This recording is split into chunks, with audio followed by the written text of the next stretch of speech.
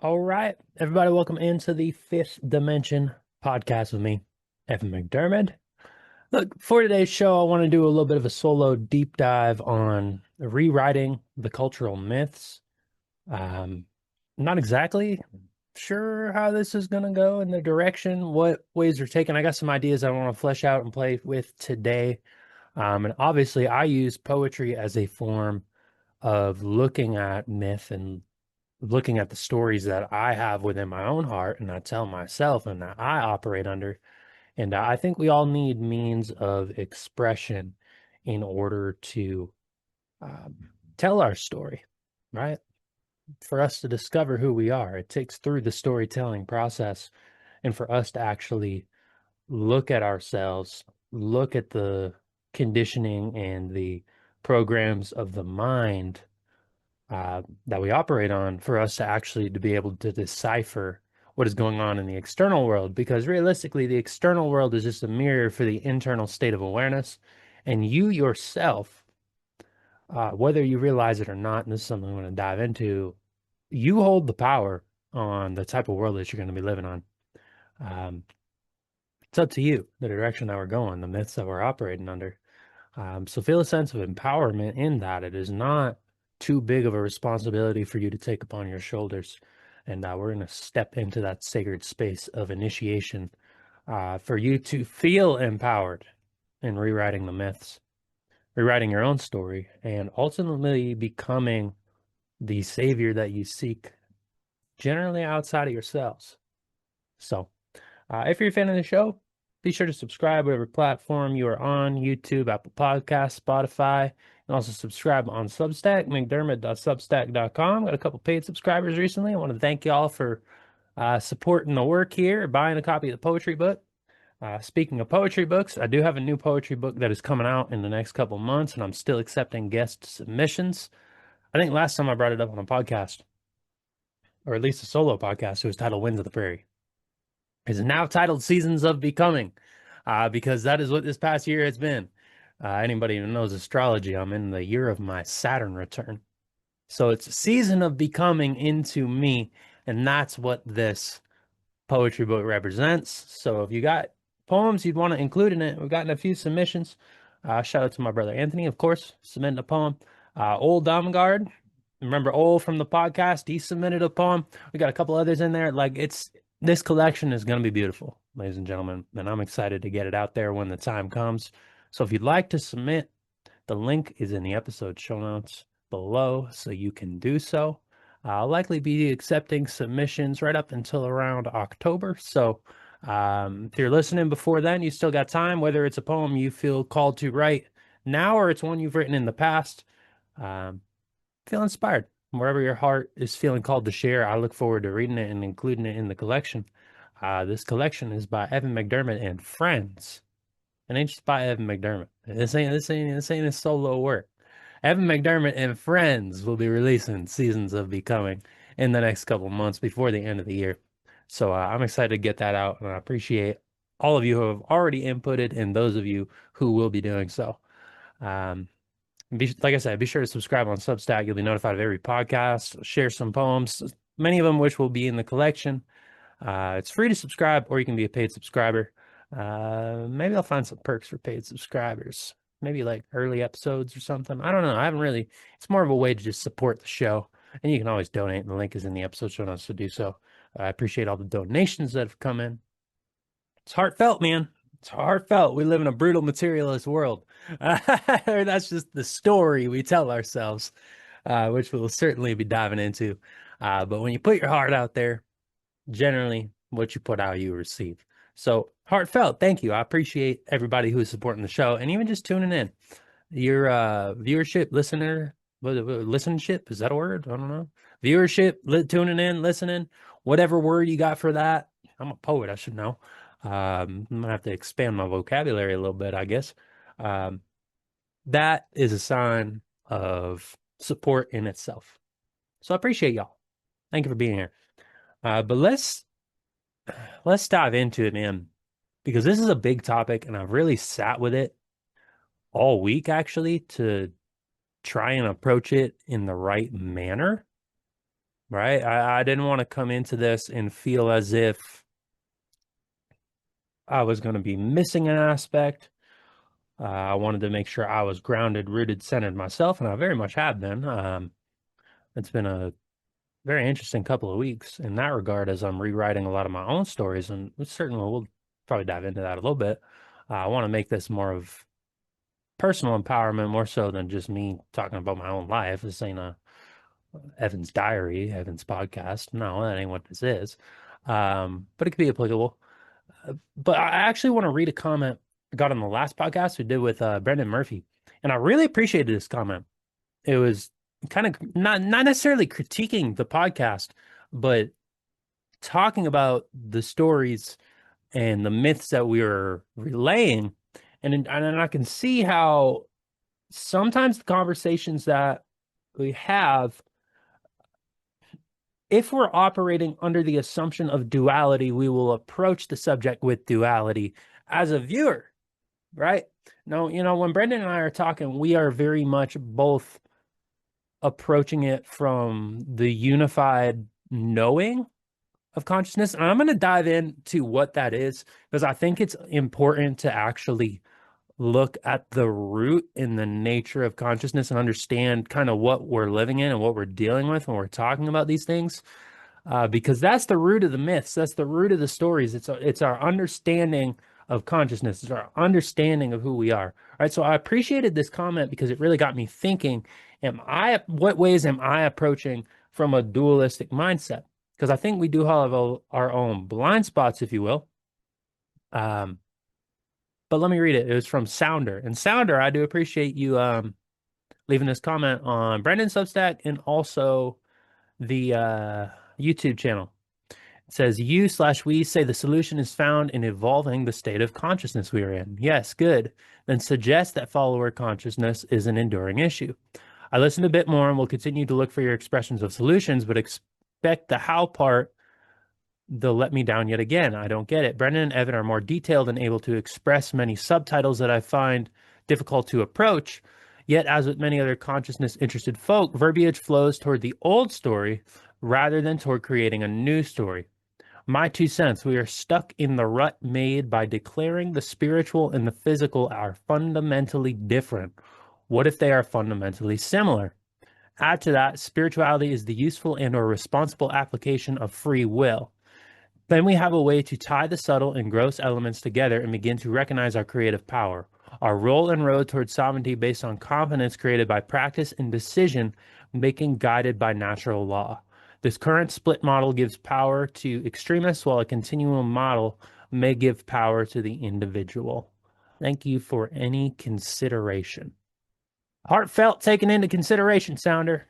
I think you got a really good way of expressing that, actually. And you know what I would say and why I wanted to start by reading that comment is because Sounder is on the money with a lot of what he's saying here. I think there's a tendency to look at the outer world, and I think we're trained to do this, and to engage in the process of emotional reactivity and judge the state of the world by the state of affairs, if you will. Judge it by the news cycle. Judge it by the gossip, by the drama, by what we are seeing. What we need to remember when we're looking at the nature of consciousness is that the outer world, what we are seeing, is a reflection of yesterday's stories, yesterday's assumptions, yesterday's seeds that we planted, right? When you start to understand the nature of consciousness and you start to understand that there is a spiritual aspect to this domain, this realm that we live in, right? That is at the root of all creation, right? And it's in the, I've been guilty of this at points as well, where you understand this on an intellectual level, and maybe you have mystical experiences, and you have moments where you tap into that. We tend to really hold on to those moments and grasp those moments and view it as truth. And then we seek that truth in the outer. We seek it in the outer world through experience, through books, through all these different whatever it might be, through podcasts, right? When the truth of the matter is that it is all internal. The internal is a reflection of the external. So the more we are seeking it outside of ourselves, the more we are chasing it and therefore actively pushing it away. That is just the nature of how consciousness works. And what we need to do to actually take conscious control of our reality and start building new stories and start creating a world that is rooted in the principles of oneness and love, and not just transactional love that we are so accustomed to operating under, but I'm talking about the deeply rooted knowing within our soul that love is the governing force of the universe, right? And unless you've experienced it, it's hard to articulate. I mean, this is what all great poets, all great mystics, artists, this is what they attempt to articulate through their creative expression.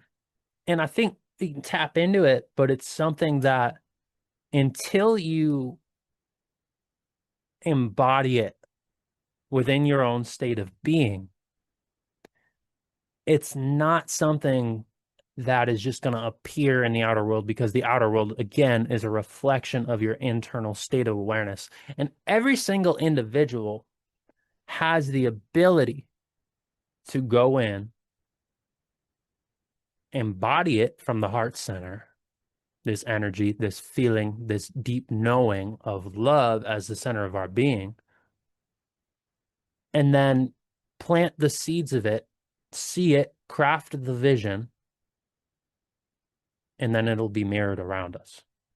Right? That is what it's all about. That is kind of the essence of the law of attraction, if you will. And Brendan and I talked, we talked a little bit about this in the podcast, but that wasn't necessarily the point of emphasis, if you will, because Brendan outlines all this in depth in his book that he wrote in 2012.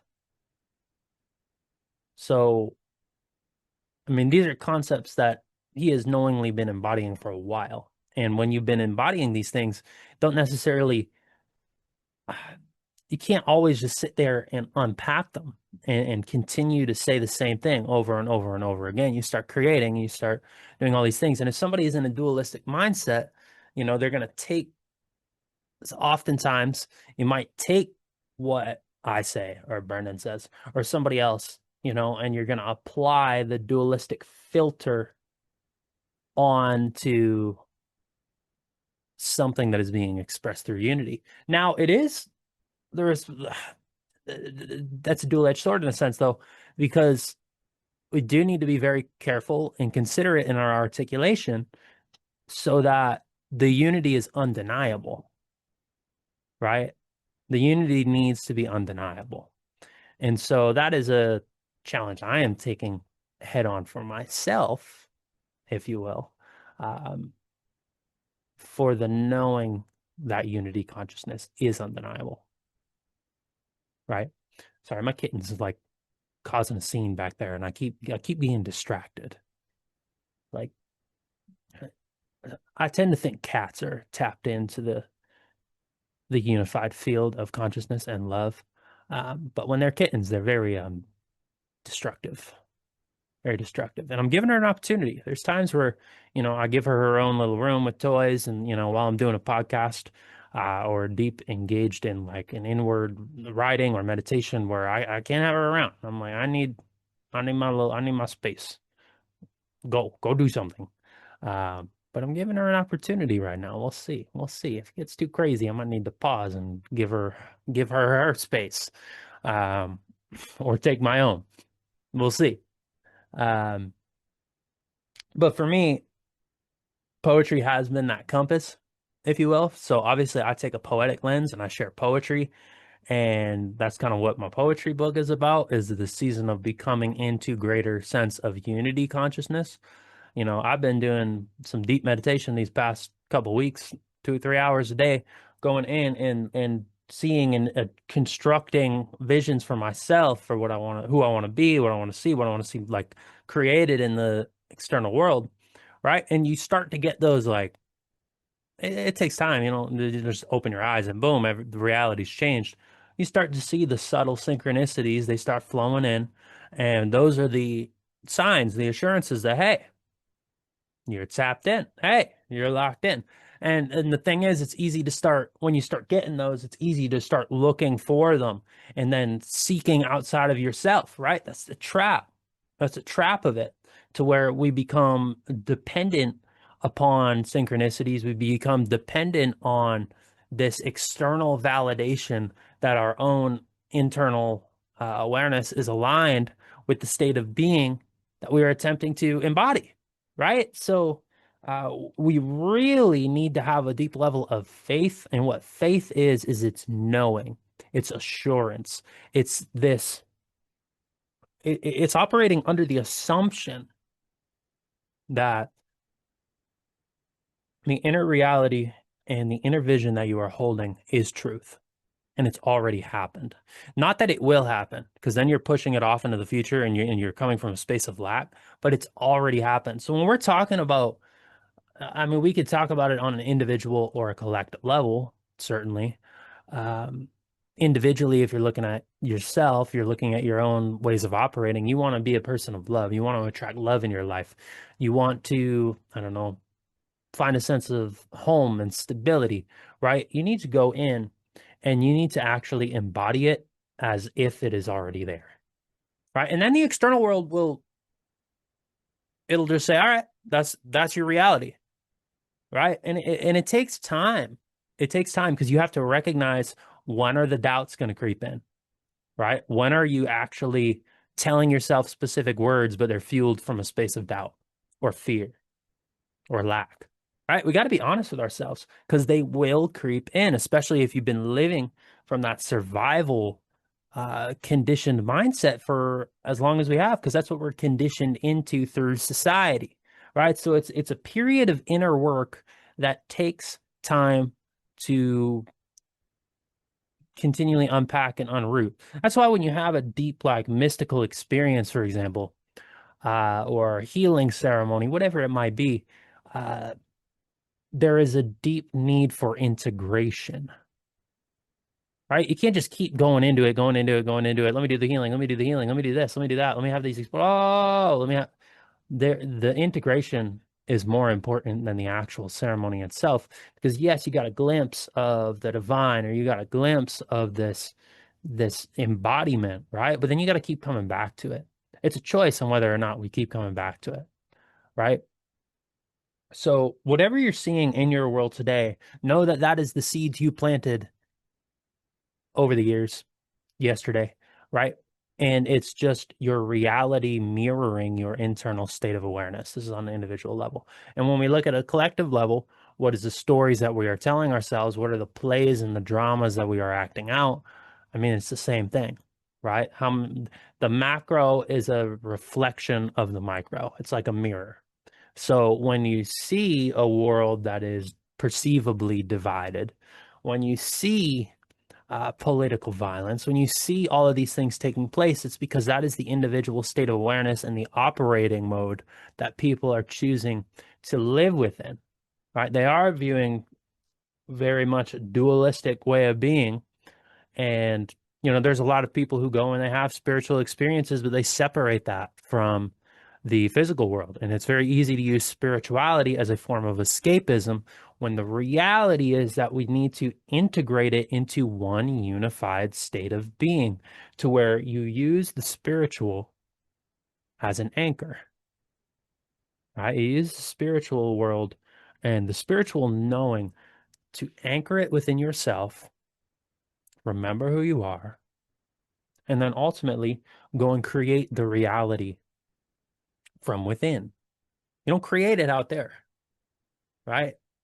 Also, I'll speak a little bit about my experience these past couple of weeks, because there has been tr a night and day difference between the way I am operating now versus, let's say, a month ago, right? And the reason, I'm spending the time to align myself. And now I'm stepping outside. I'm seeing heart shapes up in the clouds. I'm walking down on the sidewalk. I see a heart-shaped rock. Like, I look at the time. It's 11. All these weird little synchronicities, right? But I'm noticing my internal state of being. There's a certainty. There's a certainty, and it took time to get to that certainty. Like, it wasn't just like I meditate one day and then I'm certain in who I am. But I keep coming back. When the doubts come. Nope, keep coming back. Keep coming back. So I'll take 2 hours in the middle of the day and be like, I'm gonna meditate for a bit. Let me take a step. Let me take a step back. All right, and it can sound counterproductive to go and meditate 3 or 4 hours a day, and not everybody's got that time. But you got to create the time. You got to create the time to do the inner work. I mean, reality is the external world is going to keep going and going and going and going, whether you choose to participate in it or not. It's like, are you willing to take the time for yourself to actually engage in a process of transformation, day by day, moment by moment? You got to be willing to keep coming back to yourself. You got to be keep checking yourself on the thoughts that you're having, because your thoughts, your mind is ultimately, that's what's going to be mirrored out there. So if you're having thoughts of doubt, you're having thoughts of scarcity, you're having thoughts of lack, you're having thoughts of division, you're afraid, that's going to be mirrored to you. You're going to generate and find yourself in experiences and situations where that is mirrored to you. But if you operate from a space of love, from a knowing in your heart, people are going to smile at you. You're going to have positive interactions. Your work is going to go well. You're going to create. You're going to see beauty. You're going to all of the little things. They're going to start piling up to such a degree to where this is it. This is the state of being. This is reality when I choose to live in it. And all it takes is enough individuals who decide to do that themselves. It's really all it's going to take to actually go and change the world. It's not that hard. It's not that complicated. It really isn't. It really isn't. You're not going to find political solutions unless the political solutions themselves are rooted in love and they're rooted in unity, right? You ain't going to find political solutions through violence and through celebrating violence, or engaging in war, engaging in division. It don't work like that. It don't work like that. It don't work when you're rooted in hatred, right? So you need to have a strong spiritual foundation that allows you to come back to yourself, come back to your heart, know in love, and let that guide you. It's as simple as that. Um, so really the intention of this episode is to engage this process. It is to get you thinking about, what are the ways that I'm thinking? What are the myths I'm operating under? It's not so much an intellectual conversation, if you will, or an intellectual dialogue. It's more of an opportunity to reflect and go within to the chamber of the heart and feel and experience. And when you're coming from there, where does your mind go? That's unique to the individual. I can't tell you where your mind's going to go. I don't know. I know where mine goes, and I'm experiencing it, creating from it, living from it, being from it.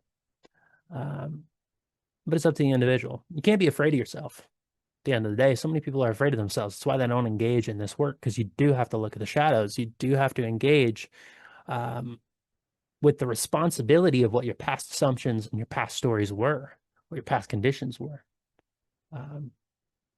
And I would say that's why a lot of people will not engage in the shadow work, but that's okay. So I do think it's important to look at what the cultural myths are, and we can maybe break them down to the individual micro level as well, because again, the macro reflects the micro. They're really not just like when we're talking about a myth, it isn't just a story from the past. It isn't just uh, a narrative that doesn't hold power. It is very much a living, present belief system about who we are, about what matters, right? And one of the things that Brennan and I talked about and really spelled out is this idea of follower consciousness. It is this idea in there are other individuals, other beings who are more powerful than us. There is a separation. There is not a unity. You can look at that historically in different caste systems or different operational modes of division, whatever it may be, how we organize ourselves as a society. Um, you have the peasant class, you got this, you got kings and queens, you got royalty, you got all, right? There's clear separation. And historically speaking, it has been through materialist means. If we look in modern society, there's a worship of productivity, a worship of material wealth. And material wealth is not a bad thing. It's like saying money is the root of all evil. I don't believe that to be true. But we operate under the assumption that we are separate individuals running around this world competing against one another. Dog eat dog, rise to the top, right? And it's you and maybe your family against the rest of the world. And that creates this idea that everybody's out to get us or and you may not consciously think that or think you believe it. I don't think it always plays out in our interactions in that way when you go into a workplace. Workplace environment is important in that way. Um, but it is the standard operating system for our collective organization, is what I'll say. How we organize ourselves, right? And, that does, I would say, lead to exploitation. It leads to anxiety. It gives about our status, about how we're presenting ourselves, about how people perceive us, right? It creates disconnection from ourselves and nature, disconnect from ourselves and spirit, right? A lot of people place God as something as outside of themselves, right? And you not experience God within, right? We need to get out of the mindset of framing life as a competition and view it more as a communion, something we are all a part of, something we can all embrace, something we can all celebrate. Because how fucking beautiful, man, that I can sit here and I can just like spout off for an hour and talk about whatever the fuck I want. How fucking beautiful. How fucking beautiful. Like that I can go step outside and I go sit next to the river and I can just watch nature. How beautiful. I can sit here and hold a heart-shaped rock that I found that I'm like, oh, what a reminder of love. Love is all around. It's everywhere. Open your damn eyes. Open your damn heart. You're gonna see it. You're gonna feel it. It's only you that's blocking it. Only you. And why do you do that? Generally, genuinely, why? What's the point? What about yourself do you not believe in? Who is it that told you to not open up your heart to the world and let it love you back? Do you think you're not worthy of that? Genuinely. Like, what a foolish mindset. And if you love yourself, you will love thy neighbor and you will create, at least within your immediate circle, which then spreads. It's like planting little seeds, create a life that's more harmonious and beautiful. You don't need all the material wealth. I mean, you start believing in yourself, that shit'll come. Don't get me wrong. You want a yacht? Like, cool, go get a fucking yacht. I don't care. Like, enjoy yourself, enjoy life. Life is meant to be beautiful. Life is meant to be enjoyed. Like, cool, go. You do the work on yourself and you turn your life around and you want to celebrate it. Fuck yeah, that's great. I'm proud of you. You should celebrate yourself. Like, maybe that sounds a little egocentric or prideful, but we need to have the empowerment of the individual here, and don't use these material things to fill a void because you feel a lack of love within your own heart. It's all in here, it's all internal. There is no lack. It's a myth, it's an illusion, it's a story. Lack is non-existent in an abundant world. We need to recognize that this world is naturally abundant, and all it takes is us tuning ourselves to the frequency of abundance. Because when you start going inward and when you start seeing how your direct thoughts and you get the physical evidence of this, you start to recognize that all is a projection of mind. It's all frequency. I mean, and quantum physics is already proving this. I need concrete material proof of the science, Evan. Well, she can shove the science up your ass, but go look at some quantum physics.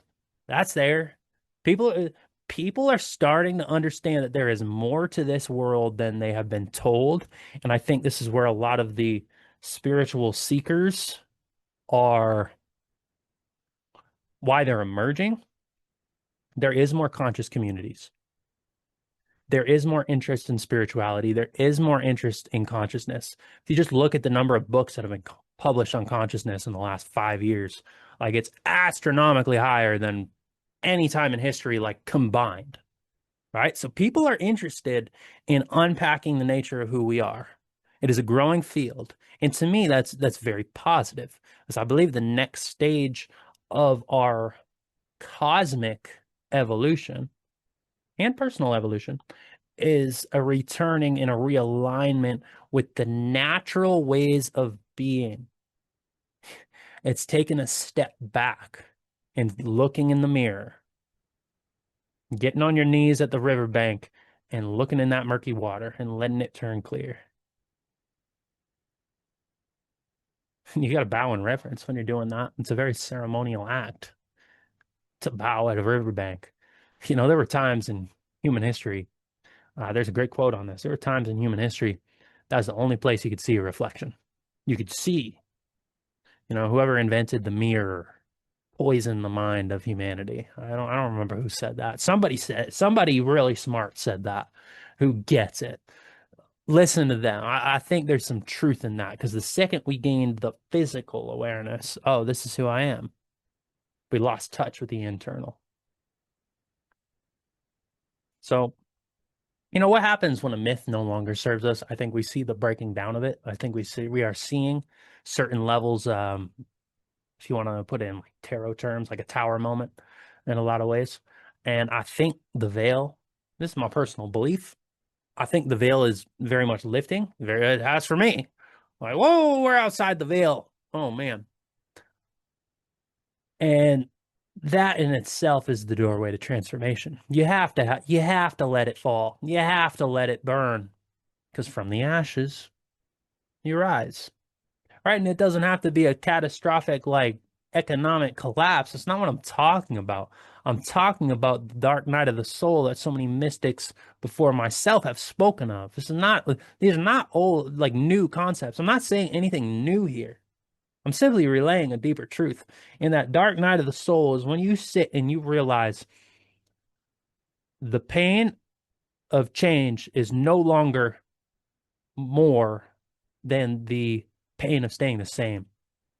Like, you have to change. You have to step into it. You can't hold on anymore to what's no longer working. Right? That's what it looks like on an individual level. And I think there's a lot of individuals getting to that point and stepping into the space of more of a unity consciousness. It takes time. Man, I've been on this spiritual game for I don't even know how long now. I don't even know how long now. You'd say 10 years, maybe. I don't know. And it's infinite. It's infinite. You keep opening up new doorways. You keep leveling yourself up. You have to keep growing. You have to keep like planting new seeds. Like, it don't stop. But you can get to a point where you're operating out of a space of unity consciousness and love as the knowing of the center of your being. And that's when shit starts to open up and magnify because you become a magnet. You become radiant. Shit starts flowing to you. Reality, the external world, it starts chasing you. You don't got to chase anything. You just got to let it be. You got to plant the seeds. You got to water them by continually going inward, by continually checking yourself, like we were talking about. And then you watch reality unfold. The world is a mirror of yesterday's assumptions. So what seeds did you plant yesterday? What seeds are you planting today that are going to show up tomorrow? These are the questions you got to be asking yourself. Sit with it. Sit with it. What seeds are you planting right now? Are they the seeds you want? They best be, because they're going to be here. And if you continue to water them, they're going to grow. So I recommend open up the heart, return to that space of purity and innocence, and watch that flower bloom, baby. It's as simple as that. And I say it's as simple as that because it is. Obviously, it isn't, but it is. It really is. When you get down to it, you got to make the choice. You got to make the choice. What myth do I want to operate under? Right? And you gotta find something to live for, man.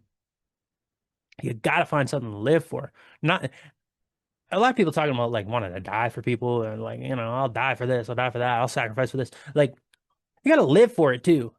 You can't just die for it because then you're putting it off until death comes knocking at your door. Like you gotta be willing to live for what you believe in. And that takes a lot more courage.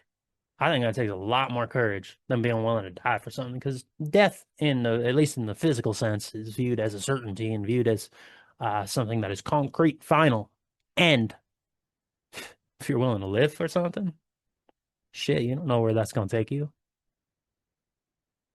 How's it going to open you up? How's it going to change you? What are you going to have to experience? Right? That is the ultimate sacrifice. To be willing to seize control for something that is greater than your individual self. For me, I'm choosing just love. Love, and I think that's a good one. I think that's a simple one. Whether that's love for your family, love for life, the recognition that love can bring us all together into unity. That's what I live for. That's what I do. Like, feel the love, baby. It's beautiful. And, that's why I've been carrying this little heart rock around as a nice reminder. Like, it's funny, man. When I started doing some of this internal work, I went to one of the little local beaches around here. We got plenty of secret beaches that I'm not going to name because I'm not giving away the locations. These are my secret spots. If you come out to visit me and you come and hang out, like by all means, I'll show you all the spots.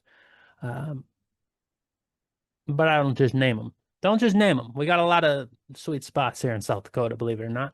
It ain't nothing. It ain't just cornfields and sunflowers, although they're all over the place.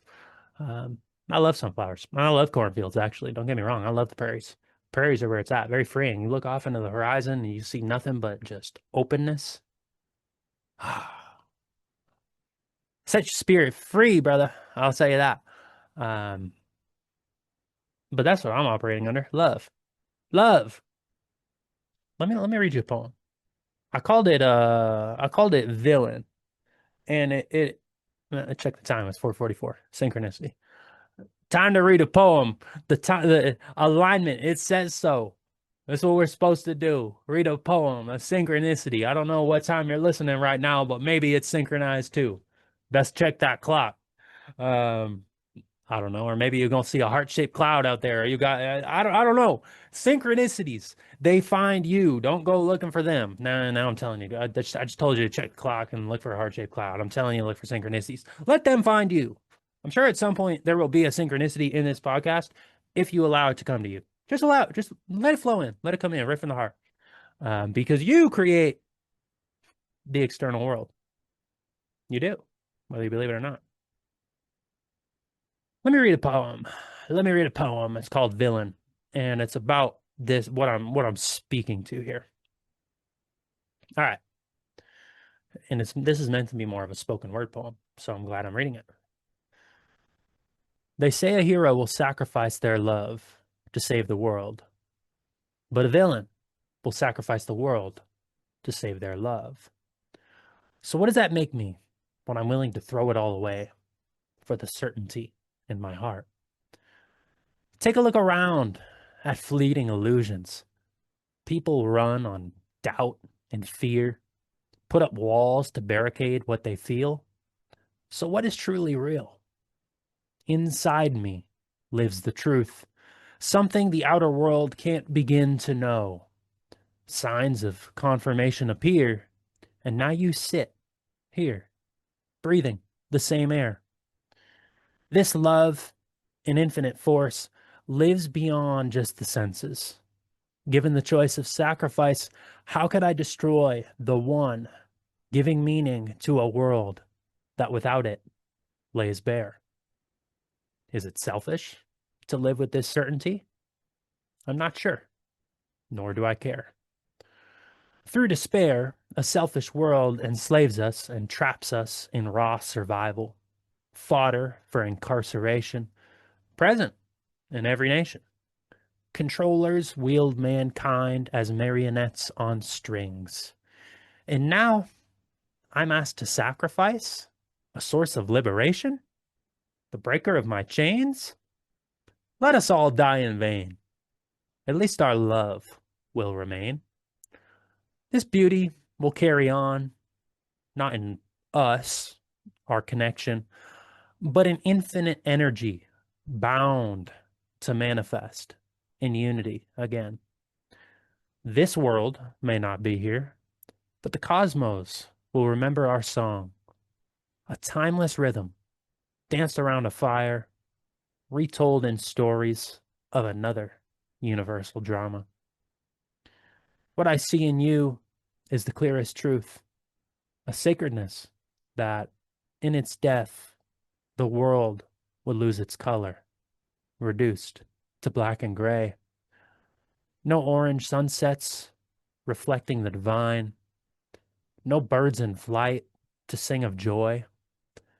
Even the wind would cease to carry whispers of your name. No meaning to life, the world hollow, devoid of purpose, never the same. Take my hand. I know you'll understand why love is chosen without hesitation. I am yours. You are mine.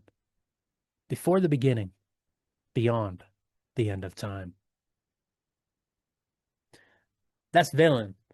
What y'all think of that one? Let me know in the comments. Let me know what y'all think. If you like that poem, buy the poetry collection when it comes out. That one will be in there. I don't know. That could be a good one to read to your honey or something, you know? Say, hey, this is what I feel. This is how I feel towards you. Hey, just a little offering. I remember one of my favorite comments I ever got about a poetry book that I put out. This is poetry book number 4 coming out. One of my favorite comments. I don't remember where it was. Maybe on YouTube or something. If you're listening and this was you, shout out, because that was years ago and that means you're still tuning in. Fucking cool, man. Anyways, but he said, yeah, I read a poem from your book to my girlfriend at dinner every night. Like, oh, touch my heart, man. Like, my goodness, how beautiful, how beautiful. And if you do want to go reread that poem, Villain, it is on, I put it up on Substack, so you can go check it out there. It's on I think I put it on Substack. It's up on Substack. Go check it out there. But the reason I shared that is you can kind of see how poetry has a form of bypassing logic. And I don't think we're dealing with a subject here when we're talking about the myths and we're talking about our operating systems. We're talking about the ways that we think. We're not talking about a solution that is rooted in the standard modes of reason or argument or debate. You know, we're speaking directly to the intuition, and most importantly, we're speaking directly to the subconscious mind, which is where the myths live. The myths we operate under are not in the conscious mind. That's what makes uprooting them so difficult. They are not in the conscious mind. They're in the subconscious mind. And the thing about the subconscious mind This is how you tap into the unified field. It's through the subconscious mind. We have what's called the collective unconscious, right? The collective conscious would be what you see manifested around you. The collective unconscious is the unified field of consciousness that all thought, all ideas, all possibilities live within. It is the collective mind, right? And you have the ability to shape the collective unconscious by uprooting your own unconscious mind and reprogramming your own unconscious mind because it is unified, right? This is the essence of telepathy, right? By going, planting seeds in the unconscious, by, we've all experienced that. Sorry, my cat's trying to chew my headphone cord. Get out of here. That's not what we're doing. You want to come and hang out and give some love, that's cool, but my goodness. You don't gotta be destructive so many times. Like, yeah, you should see all the toys that are lying around the house. It ain't enough. But we've all experienced and Brendan and I talked about this in the last podcast. I don't think we didn't necessarily do a deep dive. We have all experienced when we think about somebody and then we hear from them or we see them, right? What is living in your subconscious? What is it? What are the seeds that you are planting in there?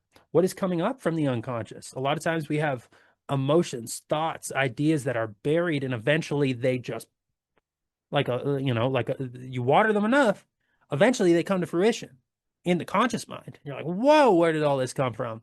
It's like a tidal wave. You know what I mean? Um, and when it shows up, you gotta be honest with it. Sometimes that's a negative belief we might have about ourselves. Maybe it's repressed emotions. Maybe it's love, the feelings we have for other people. Uh, and we bury it. We bury it into this, and we operate on an unconscious level often with whatever it is. And I think we're so accustomed to this cat is going crazy.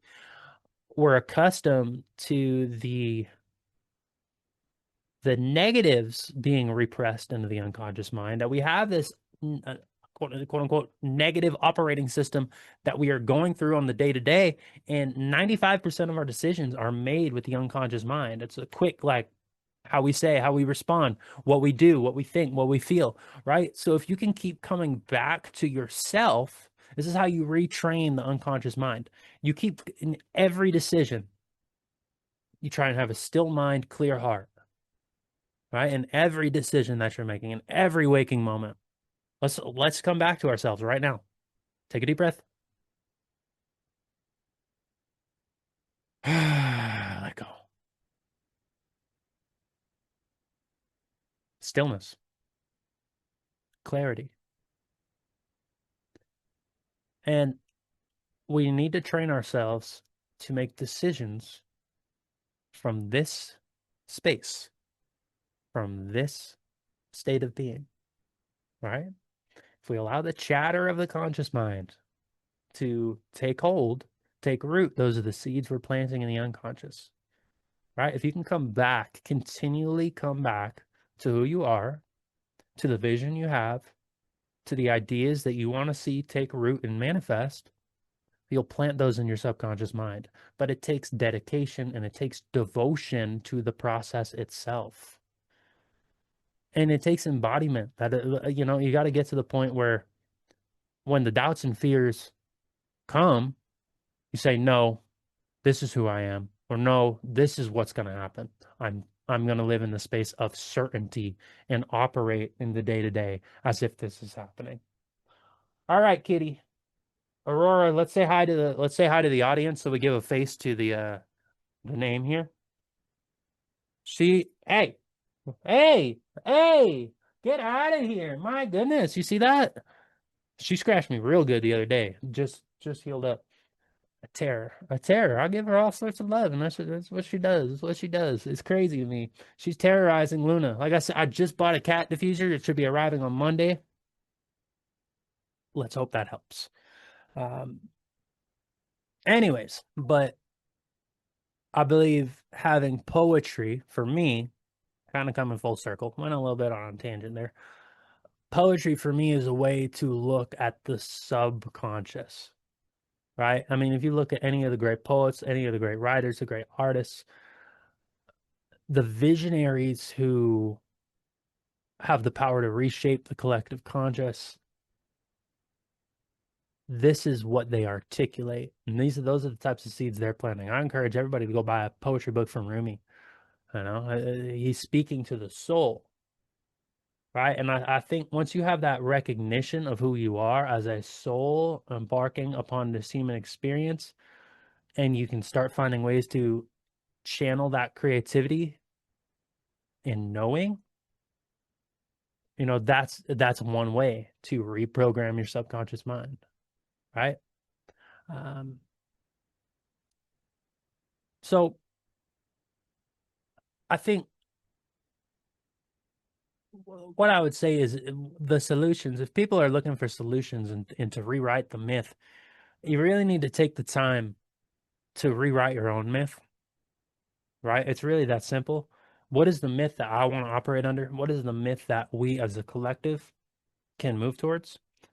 And, you know, I don't personally feel like I'm the one to brainstorm the how the government structures and systems and operate. I couldn't I don't know enough about politics. I don't know enough about certain economics and fields and all these different ways that because I don't believe a total systematic collapse is what we would be ideal. So we need people who are visionaries in all of these different fields of expertise to sit down, realign themselves, and decide they're going to make a change in how they're operating, and they're going to realign with the truth of who they are. You know, I'm here to share poems, spread love, put a smile on people's faces. You know, listen, counsel, teach, coach, whatever it might be. You know, that's kind of what I do. That's who I am. Don't put me in charge of the country because, quite frankly, I don't give a shit about that role. I don't want to do that. That's not me. That's not me. Maybe you can put me as like poet laureate or something. And if you want to get me into politics, I don't fucking know. Something along those lines. But we need visionaries. We need people who are embodied. We need we need to find the others who support these types of ideas, who have done the work themselves and can help guide us on that path towards inner salvation, a reclamation of who we are. You know, the chains are broken when you decide them to be. It's as simple as that. What's enslaving you? It lives in the mind. It lives in here, in the temple. The reason they call your mind a temple, your head a temple, it's a sacred space. You got to hold it as such. Language is important. I never thought of that until right now. That's very interesting. But let's get rid of those myths. Separation. Let's move into unity. Domination. Let's go into stewardship for one another, caretaking one another, and the earth and this planet and the beauty, honoring, fostering that beauty. You know, instead of needing to control, let's flow. Let's trust life instead of forcing outcomes. And, you know, I think most importantly, we'll take that sense of fear that we're so accustomed to live by. Let's move it into a space of love. Let's move it into a space of love. So take whatever practice that you have creatively, whether that's poetry, whether it's writing, whether it's artwork, whether it's podcasting. I don't know. You know you. I don't know you. Maybe I do know you. I'm not sure who's listening. Um, but you know what you need to do for you to unpack a lot of these ideas and to actually kind of rewrite your own myths. So I trust you to take this as a call to go inward and own your shit. It's as simple as that. Like, you are your own worst enemy. You are the one holding yourself back. Open up, let go of the need to control everything, surrender into the emotions, surrender into the feelings, surrender into the knowing of what you know to be true, whatever that may be. Let the tower moment happen. Let the collapse of ego happen. It's a good thing. It will work out. You're a beautiful, wonderful, loving being. In those darkest moments, offer up your hands to the divine, and you will find that it will take your hand every time. That was very poetic. I should write that one down. Um, I should write that one down. I'm not going to, but I should. Um, it's the myths that are going to shape reality, and it's the individuals who are going to decide the direction that we move in as a collective. So I know what I need to do. You know what you need to do. It's as simple as that. Let's make it happen. What are we waiting on? Approval? You got the green light. You got it from me. Now that you need it from me, give the green light to yourself to open up and let it flow. Simple as that. I'm going to wrap up this episode. I ain't got much else to say. If you're a fan of the show, be sure to subscribe, whatever platform you are on. McDermott.substack.com, McDermod.substack.com, and submit them poems to the poetry collection. Seasons will be coming. I think we're stepping into something beautiful right now. I know I am, and I think you are too. If you found this podcast and you're still here, open yourself up. The beauty's coming. Take care. I'll see you all in the next episode.